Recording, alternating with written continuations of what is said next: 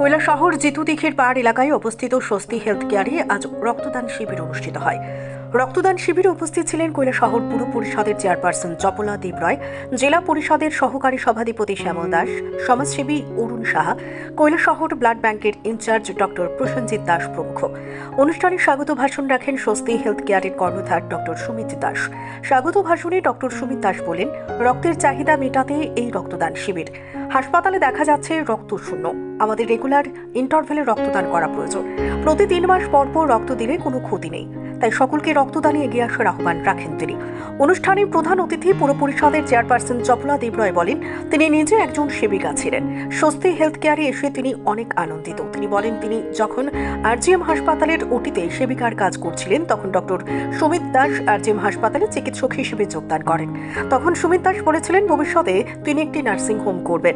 Chairperson বললেন, তিনি আজ রক্তদান শিবিরে এসে নিজেকে গর্বিত মনে করছেন।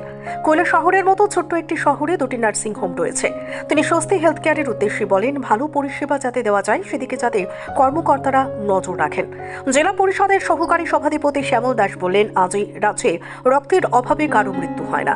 অনেক বছর থেকে রক্তের অভাবে রাজ্যে মৃত্যুর ঘটনা নেই। সকল অংশের ও সকল সম্প্রদায়ের লোকেরা যাতে রক্তদানে এগিয়ে আসেন, তিনি সেই আহ্বান রাখেন। আজ রক্তদান শিবিরে এখনো পর্যন্ত রক্তদান করছেন 20 জন। নমস্কার সবাইকে।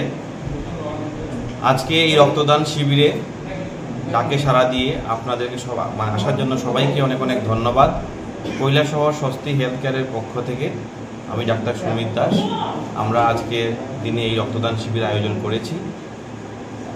আমরা দেখতে পাই আমাদের চিকিৎসা ক্ষেত্রে যে রক্তের জন্য অনেক সময় আমরা অনেক প্রাণ আমাদের হারাতে হয়।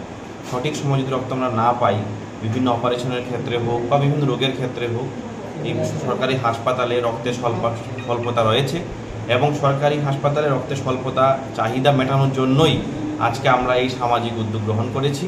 আমরা আশা করব যে ভবিষ্যতে আমাদের এটা প্ল্যানের মধ্যে আছে যে আমরা প্রত্যেক 3 মাস অন্তর অন্তর একটা রক্তদান শিবির এখানে অনুষ্ঠিত করব।